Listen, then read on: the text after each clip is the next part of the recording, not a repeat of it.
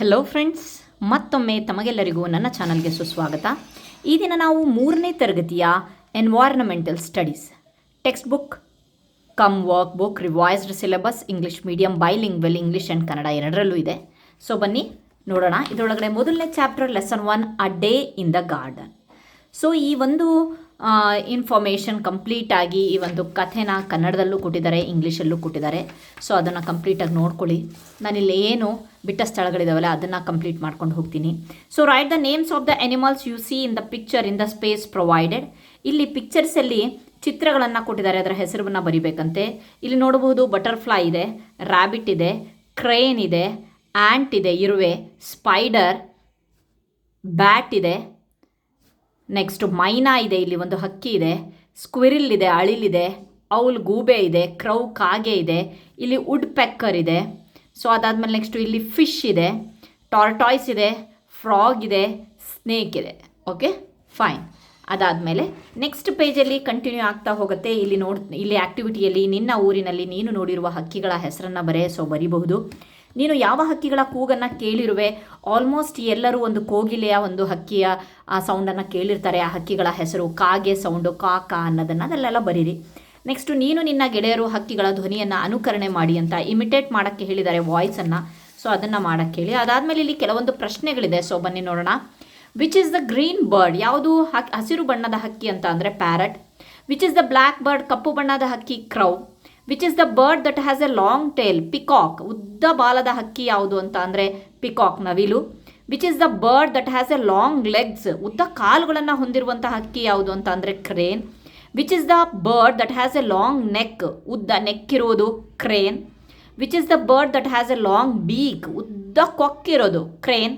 What is the food of the crane ಅಂತ ಹೇಳಿದ್ದಾರೆ? Fish ಅಂತ ಹೇಳ್ಬೋದು. Next what is the food of the small ಫಿಶಸ್ಸನ್ನೇ ಹಿಡಿಯೋದು. What is the food of the eagle? ಹದ್ದಿನ ಆಹಾರ ಏನು? ಮೀಟ್ ಆಗಿರ್ಬೋದು ಅಥವಾ ಫಿಶ್ ಆಗಿರ್ಬೋದು. Which is the smallest bird that you have seen? ಗುಬ್ಬಚ್ಚಿ, ಸ್ಪ್ಯಾರೋ.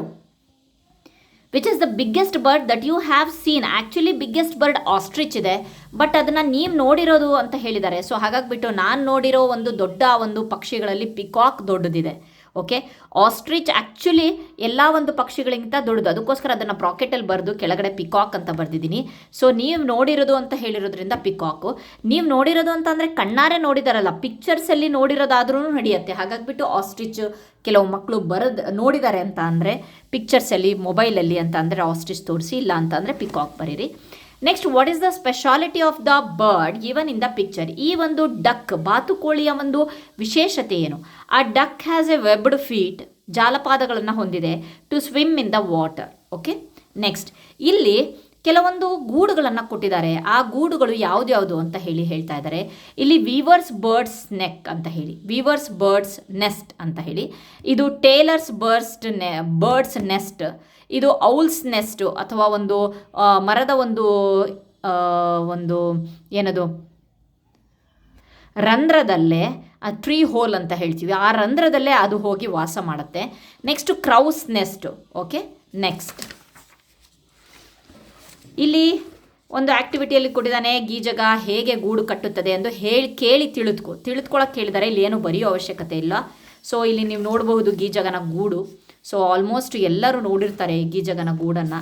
ಸೊ ಹಾಗಾಗಿಬಿಟ್ಟು ನೋಡಿ. ಅದಾದಮೇಲೆ next do it yourself ಅಂತ ಕೊಟ್ಟಿದ್ದಾರೆ. Build a nest for a bird, ಒಂದು ಹಕ್ಕಿಗೊಂದು ಗೂಡನ್ನು ನಿರ್ಮಿಸು ಅಂತ ಹೇಳಿಬಿಟ್ಟು ಒಂದು ಆ್ಯಕ್ಟಿವಿಟಿಯನ್ನು ಕೊಟ್ಟಿದ್ದಾರೆ. ಸೊ ಅದನ್ನು ಮಾಡೋಕ್ಕೆ ಹೇಳಿ. ಸೊ ಅದಾದಮೇಲೆ ನೆಕ್ಸ್ಟು ವಿವಿಧ ಹಕ್ಕಿಗಳು ಉದುರಿಸಿದ ಗರಿಗಳನ್ನು ಸಂಗ್ರಹಿಸಿ, ಯಾವ ಹಕ್ಕಿಯ ಗರಿ ಅಂತ ಹೇಳಿಬಿಟ್ಟು ಪತ್ತೆ ಹಚ್ಚಿ ಒಂದು ವೈಟ್ ಶೀಟಲ್ಲಿ ಅಥವಾ ಒಂದು ಹಳೆಯ ಪುಸ್ತಕದಲ್ಲಿ ಅಂಟಿಸೋಕ್ಕೆ ಹೇಳಿ ಅಂತ ಕೊಟ್ಟಿದ್ದಾರೆ. ಸೊ ನೆಕ್ಸ್ಟ್ ಇಲ್ಲಿ ಬರುತ್ತೆ ಕೆಲವೊಂದು ಇನ್ಸೆಕ್ಟ್ಸ್ ಬಗ್ಗೆನೂ ಹೇಳಿದ್ದಾರೆ. Cockroach, lizard, house fly, rat, cat, mosquito, ಸೊಳ್ಳೆ, spider, cow, buffalo, sheep, pigeon. Okay, ಈ ಎಲ್ಲ ಪ್ರಾಣಿಗಳು ಸಾಕುವ ಪ್ರಾಣಿಗಳು ಆ ರೀತಿಯಾಗಿ ಕೊಟ್ಟಿದ್ದಾನೆ. ಸೊ ಅದಾದಮೇಲೆ ನೆಕ್ಸ್ಟು ಇಲ್ಲಿ ಫ್ರಾಕ್, ಟಾರ್ಟಾಯ್ಸ್, ಮೊಸಳೆ, ನೀರಿನಲ್ಲಿ ವಾಸಿಸುವ ಪ್ರಾಣಿಗಳ ಬಗ್ಗೆ ಕೊಟ್ಟಿದ್ದಾನೆ. ಆ ನೀರು ಮತ್ತು ನೆಲದ ಮೇಲೆ ವಾಸಿಸುವ ಪ್ರಾಣಿಗಳು ಅಂತ ಹೇಳಿ ಸಹ ಕೊಟ್ಟಿದ್ದಾರೆ, ಅಂತಂದರೆ ಉಭಯವಾಸಿ ಪ್ರಾಣಿಗಳ ಬಗ್ಗೆ ಹೇಳಿದ್ದಾರೆ. ಸೊ ಇದನ್ನೆಲ್ಲ ಈ ಒಂದು ಸ್ಟೋರಿಗಳನ್ನು ಕಂಪ್ಲೀಟಾಗಿ ನೀವು ಓದ್ಕೊಂಡು ಹೋದರೆ ಸಿಗುತ್ತೆ. ನೆಕ್ಸ್ಟ್ ಪ್ರಾನ್, ಸೀಗಡಿ, ಕ್ರ್ಯಾಬ್, ಟಾರ್ಟಾಯ್ಸ್, ಸಮುದ್ರದಲ್ಲಿರುವಂತಹ ಒಂದು ಜಲಚರಗಳ ಬಗ್ಗೆ ಹೇಳಿದ್ದಾರೆ. Tortoise, star fish, snail, then cowrie shell ಅಂತ ಹೇಳಿ ಕವಡೆ ಅಂತ ಹೇಳ್ತಾರೆ, ಸೆಂಟಿಪಿಡೆ ಜರಿ ಅಂತಾರಲ್ಲ ಅದು, ಹಂಬಲಿ ಮೀನು, ಜೆಲ್ ಫಿಶ್, ನೆಕ್ಸ್ಟ್ ಮೊಲಾಸ್ಕಲ್ ಶೆಲ್ ಕಪ್ಪೆ ಚಿಪ್ಪು ಅಂತ ಹೇಳಿಬಿಟ್ಟು ಇದ್ರದ್ದೆಲ್ಲ ಹೆಸರುಗಳು ನಾವು ಜೆಲ್ಲಿ ಫಿಶ್ ಅಂತ ಕೇಳಿದ್ವಿ, ಅದರ ಕನ್ನಡದ ಹೆಸರುಗಳು ಸಹ ಕೊಟ್ಟಿದ್ದಾರೆ ಹಂಬಲಿ ಮೀನು ಅಂತ ಹೇಳಿಬಿಟ್ಟು. ಸೊ ಈ ಎಲ್ಲ ಆದಷ್ಟು ಈ ಎಲ್ಲ ಒಂದು ಪ್ರಾಣಿಗಳ ಜಲಚರಗಳನ್ನು ಫೋಟೋಸ್ಗಳನ್ನು ನೀವು ಮೊಬೈಲಲ್ಲಿ ತೋರಿಸಿದ್ರೆ, ಲೈವ್ ಆಗಿ ತೋರಿಸಿದ್ರೆ ಇನ್ನೂ ಚೆನ್ನಾಗಿರುತ್ತೆ. ಸೊ ಅದಾದಮೇಲೆ ಇಲ್ಲೊಂದು ಆ್ಯಕ್ಟಿವಿಟಿ ಕೊಟ್ಟಿದ್ದಾನೆ, arrange the animals given below in an order from the smallest animal to the biggest. ಇಲ್ಲಿ ಸಣ್ಣ ಗಾತ್ರದಿಂದ ದೊಡ್ಡ ಗಾತ್ರದ ಪ್ರಾಣಿಗಳನ್ನು ನಾವು ಏರಿಕೆ ಕ್ರಮದಲ್ಲಿ ಜೋಡಿಸ್ರಿ, ಅಥವಾ ಸ್ಮಾಲೆಸ್ಟಿಂದ ಬಿಗ್ಗೆಸ್ಟಿಗೆ ಜೋಡಿಸ್ರಿ ಅಂತ ಹೇಳಿದ್ದಾರೆ. ಸೊ ಇಲ್ಲಿ ಫಸ್ಟು ಆ್ಯಂಟ್ ಬರುತ್ತೆ, ಅದಾದಮೇಲೆ ನೆಕ್ಸ್ಟು ಹನಿ ಬೀ ಬರುತ್ತೆ. ಹನಿ ಬೀ ಅಂತ ಅಂದರೆ ಜೇನುಹುಳ, ಗ್ರಾಸ್ ಹೋಪರ್ ಮಿಡತೆ, ಸ್ಪ್ಯಾರೋ ಅಂದರೆ ಗುಬ್ಬಚ್ಚಿ, ಪಿಜನ್ ಪಾರಿವಾಳ, ಕ್ಯಾಟ್ ಬೆಕ್ಕು, ಡಾಗ್ ನಾಯಿ, ಗೋಟ್ ಮೇಕೆ, ಕೌ ಅಂತ ಅಂದರೆ ಹಸು, ಎಲಿಫೆಂಟ್ ಆನೆ. Okay fine. ಅದಾದಮೇಲೆ ಈ ಒಂದು ಪ್ರಾಣಿಗಳನ್ನು ನಾವು ಹರ್ಬಿವೋರಸ್, ಕಾರ್ನಿವೋರಸ್, ಆಮ್ನಿವೋರಸ್ ಅಂತ ಅಂದರೆ ಸಸ್ಯಾಹಾರಿಗಳು ಯಾವುದು, ಮಾಂಸಾಹಾರಿಗಳು ಯಾವುದು ಮತ್ತು ಮಿಶ್ರಹಾರಿಗಳು ಯಾವುದು ಅಂತ ಹೇಳಿಬಿಟ್ಟು ಬೈಫರ್ಗೇಟ್ ಮಾಡಿದ್ದಾರೆ. ಇವೆಲ್ಲ ಸಸ್ಯಾಹಾರಿಗಳು, ಮೊಲ, ಜಿಂಕೆ, ಹಸು, ಅಳಿಲು, ಇವುಗಳನ್ನು ನಾವು ಇಂಗ್ಲೀಷಲ್ಲಿ ಹರ್ಬಿವೋರಸ್ ಅಂತ ಹೇಳ್ತಾರೆ.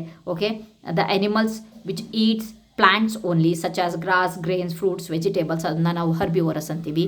ಆಮೇಲೆ ನೆಕ್ಸ್ಟು ಕಾರ್ನಿವೋರಸ್ ಅಂತ ಅಂದರೆ the animals which eats insects, fish, other small animals ಅಂತ ಹೇಳ್ಬೋದು. ಫಾರ್ ಎಕ್ಸಾಂಪಲ್ ಕಪ್ಪೆ, tiger, crane, fox. Okay, omnivorous ಅಂತ ಅಂದರೆ ಇಲ್ಲಿ ಪಿಕ್ಚರ್ ಇದೆ, the animals which eat the products obtained from both the plants and animals are called the omnivorous ಅಂತ ಹೇಳಿ. ಸಸ್ಯ ಮತ್ತು ಪ್ರಾಣಿ ಮೂಲ ಎರಡನ್ನೂ ಸಹ ತಿಂದು ಬದುಕುವ ಒಂದು ಜೀವಿಗಳಿಗೆ ನಾವು ಮಿಶ್ರಹಾರಿಗಳು ಅಂತ ಹೇಳ್ತೀವಿ.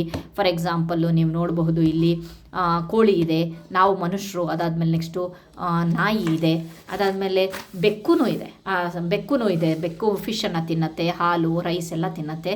ಓಕೆ, ನೆಕ್ಸ್ಟ್ ಈ ರೀತಿಯಾಗಿ ಪ್ಲೇ ದ ಗೇಮ್ ಅಂತ ಹೇಳಿಬಿಟ್ಟು ಒಂದು ಗೇಮನ್ನು ಕೊಟ್ಟಿದ್ದಾರೆ. ಸೊ ಅದಾದಮೇಲೆ ನೆಕ್ಸ್ಟ್ ಬರೋಣ, ಇಲ್ಲಿ ಪ್ರಾಣಿಗಳು ಎಲ್ಲಿ ವಾಸಿಸುತ್ತೆ, where do these animals live ಅಂತ ಹೇಳಿಬಿಟ್ಟು ಇಲ್ಲಿ 1 2 3 ಅಂತ ಕೊಟ್ಟಿದ್ದೀನಿ. ಈಸಿಯಾಗಿ ಗೆರೆ ಹಾಕಿದ್ರೆ ಎಲ್ಲವೂ ಜಂಬಲ್ಡ್ ಆಗುತ್ತೆ ಅಂತ ಹೇಳಿ, ಸೊ ಹಾಗಾಗಿಬಿಟ್ಟು ಕನ್ಫ್ಯೂಷನ್ ಆಗಬಾರ್ದು ಅಂತ 1 2 3 ಕೊಟ್ಟಿದ್ದೀನಿ. ಸಿಂಹ, ಲಯನ್, ಗುಹೆ, ಕೇವ್, ಸ್ನೇಕ್ ಇದೆ, ಹುತ್ತ, ಆ್ಯಂಟ್ ಹಿಲ್ ಅಂತ ಹೇಳ್ತಾರೆ.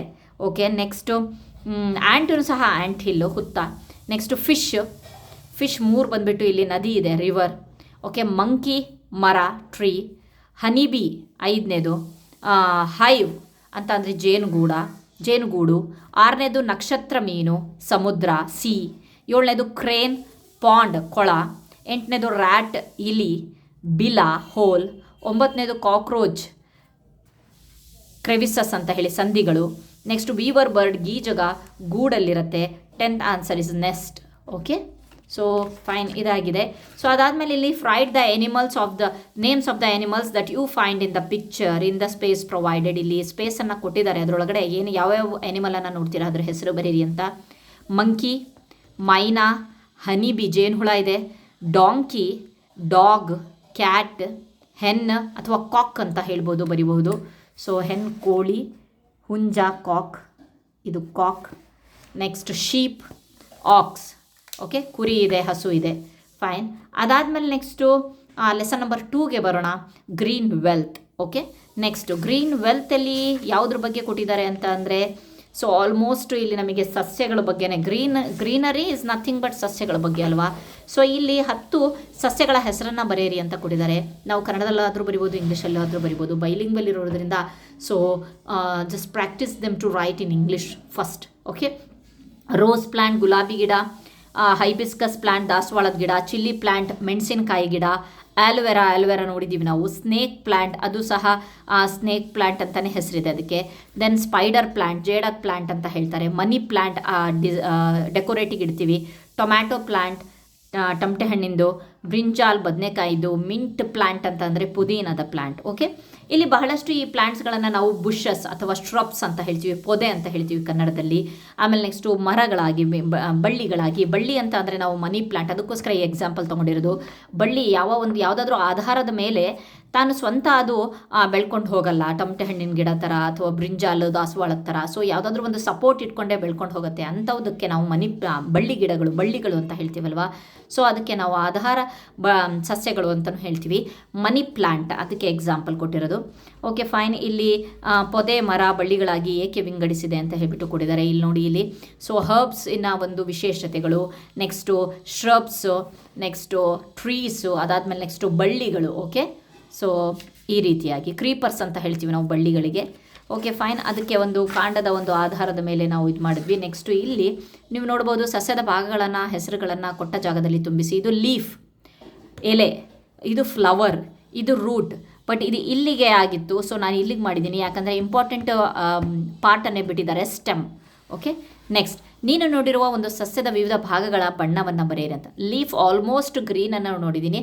ಶೋ ಒಂದು ಇದರೊಳಗಡೆ ನಾವು ಯೆಲ್ಲೋ ಕಲರು ಬರುತ್ತೆ ಆಲ್ಮೋಸ್ಟ್, ಆಯಿತಾ. ಶೋ ಗಿಡಗಳಾಗಿರ್ಬೋದು ಅಥವಾ ಪರಪೋಷಕ ಸಸ್ಯಗಳು ಅಂತ ಹೇಳ್ತೀವಲ್ಲ, ಬೇರೆ ಸಸ್ಯದ ಮೇಲೆ ಇದ್ದು ಬದುಕ್ತಾವಲ್ಲ, ಅವು ಸಹ ಎಲ್ಲೋ ಇರ್ತವೆ. ಸೊ ಓಕೆ, ನೆಕ್ಸ್ಟು ಕಸ್ಕ್ಯೂಟ ಅಂತ ಹೇಳಿ, ಕಸ್ಕ್ಯೂಟ ಅನ್ನೋ ಗಿಡ ಎಲ್ಲೋ ಆಗಿರುತ್ತೆ, ಅದರ ಎಲೆಗಳು ಎಲ್ಲೋ ಆಗಿರ್ತವೆ. ನೆಕ್ಸ್ಟು ಸ್ಟೆಮ್ ಬಂದುಬಿಟ್ಟು ಬ್ರೌನ್ ಇರುತ್ತೆ, ಗ್ರೀನ್ ಇರುತ್ತೆ. ಫ್ಲವರ್ ಬಂದುಬಿಟ್ಟು ರೆಡ್ ಇದೆ, ಯೆಲ್ಲೋ ಇದೆ. ಓಕೆ, ಆಮೇಲೆ ನೆಕ್ಸ್ಟು ಬಿಳಿ ದಾಸವಾಳ ಇದೆ, ಕೇಸರಿ ಕಲರ್ ಬಣ್ಣದಿದೆ, ಕಂದು ಬಣ್ಣದಿದೆ. ಸೊ ಬಹಳಷ್ಟು ಕಲರ್ಸ್ ಇದ್ದಾವೆ. ಗುಲಾಬಿಗಳಲ್ಲೂ ಸಹ ಇದೆ ಕಲರ್ಸ್. ರೂಟ್ ಆಲ್ಮೋಸ್ಟ್ ಬ್ರೌನೇ ಇರುತ್ತೆ, ಎಲ್ಲರದು ಒಂದು ರೂಟು ಸಹ ಬ್ರೌನ್ ಕಲರೇ ಇರುತ್ತೆ. ಅನ್ರೈಪ್ ಫ್ರೂಟು, ಹಸಿಯಾಗಿರುವಂಥ, ಇನ್ನೂ ಹಣ್ಣಾಗಿರಲ್ಲ, ಕಾಯಿ ಆಗಿರುವಂತಹ ಹಣ್ಣು ಯಾವ ರೀತಿಯಾಗಿರುತ್ತೆ ಅಂತ ಅಂದರೆ ಅದು ಆಲ್ಮೋಸ್ಟ್ ಗ್ರೀನ್ ಕಲರೇ ಇರುತ್ತೆ.